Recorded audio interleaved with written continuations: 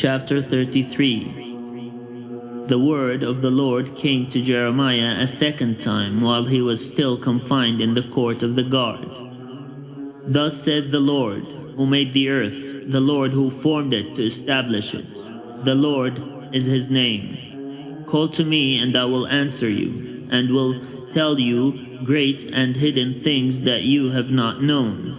For thus says the Lord, the God of Israel, concerning the houses of this city and the houses of the kings of Judah, that were torn down to make a defense against the siege ramps and before the sword.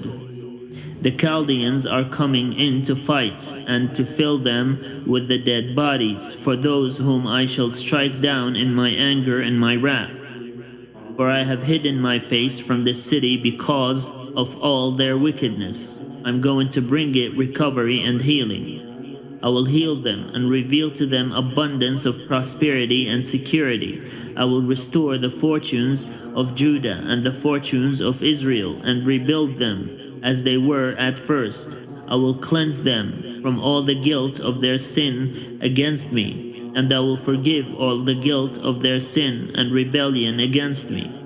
And this city shall be to me a name of joy, a praise, and a glory before all the nations of the earth, who shall hear of all the good that I do for them.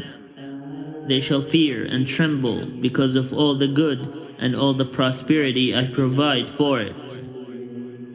Thus says the Lord, in this place of which you say it is a waste without human beings or animals, in the towns of Judah and the streets of Jerusalem that are desolate without inhabitants, human or animal, there shall once more be heard the voice of mirth and the voice of gladness, the voice of the bridegroom and the voice of the bride, the voices of those who sing, as they bring thank offerings to the house of the Lord.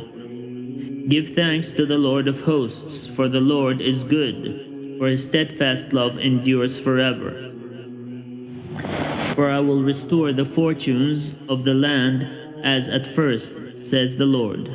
Thus says the Lord of hosts, in this place that is waste without human beings or animals, and in all its towns there shall again be pasture for shepherds, resting their flocks in the towns of the hill country, of the Shephelah, and of the Negeb, in the land of Benjamin, the places around Jerusalem, and in the towns of Judah. Flocks shall again pass under the hands of the one who counts them, says the Lord. The days are surely coming, says the Lord, when I will fulfill the promise I made to the house of Israel and the house of Judah. In those days and at that time I will cause a righteous branch to spring up from David, and he shall execute justice and righteousness in the land. In those days Judah will be saved, and Jerusalem will live in safety. And this is the name by which it will be called: the Lord is our righteousness.